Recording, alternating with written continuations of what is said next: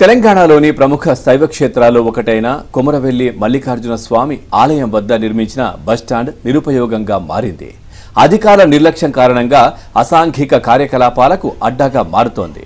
లక్షలు వెచ్చించి నిర్మించిన ప్రయాణ ప్రాంగణం భక్తులకు పనికి రాకుండా పోతోంది.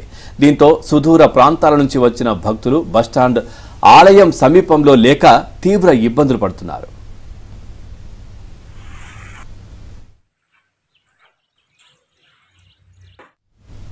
రాష్ట్రంలోని ప్రముఖ శివాలయాల్లో కొమరవెల్లి మల్లికార్జున స్వామి ఆలయం ఒకటి. ఇక్కడ ప్రతి ఏటా సంక్రాంతి మొదలుకొని ఉగాది వరకు స్వామివారి బ్రహ్మోత్సవాలు వైభవంగా జరుగుతాయి. ఈ ఉత్సవాలకు లక్షలాది మంది భక్తులు తరలి వస్తారు. తెలంగాణ రాష్ట్రం ఏర్పాటు అనంతరం స్వామివారి ఆలయానికి భక్తుల సంఖ్య పెరుగుతూ వస్తోంది. అయితే భక్తులకు సౌకర్యాలు కల్పించడంలో అధికారులు నిర్లక్ష్యంగా వ్యవహరిస్తున్నారు. దీనిలో భాగంగా ఆలయ సమీపంలోని బండగుట్ట వద్ద నిర్మించిన బస్టాండ్ పనికి రాకుండా పోతోంది. దీంతో ప్రయాణికులకు మాత్రం ఇబ్బందులు తప్పడం లేదు. గత ప్రభుత్వ హయాంలో దేవాదాయ శాఖ నుంచి బస్టాండ్ సుందరీకరణ కోసం 50 లక్షలు వెచ్చించి మరమ్మతులు చేపట్టినా కేవలం స్వామివారి బ్రహ్మోత్సవాల సమయంలో మాత్రమే బస్టాండ్ ఉపయోగపడుతోంది. ఏంది అనంటే ఒక సీసీ కెమెరాలు లేవు, ఒక సెక్యూరిటీ సిబ్బంది లేదు. సాయంత్రం కాగానే మందుబాబులకు అడ్డాగా మారుతుంది. ఇక్కడ అనేకమైనటువంటి అసాంఘిక కార్యక్రమాలు జరుగుతూ ఉన్నాయి. దీనిని డిపో మేనేజర్ గారు దృష్టి పెట్టి ఇలాంటి కార్యక్రమాలు లేకుండా చేయాలి. సీసీ కెమెరాలు ఏర్పాటు చేయాలి.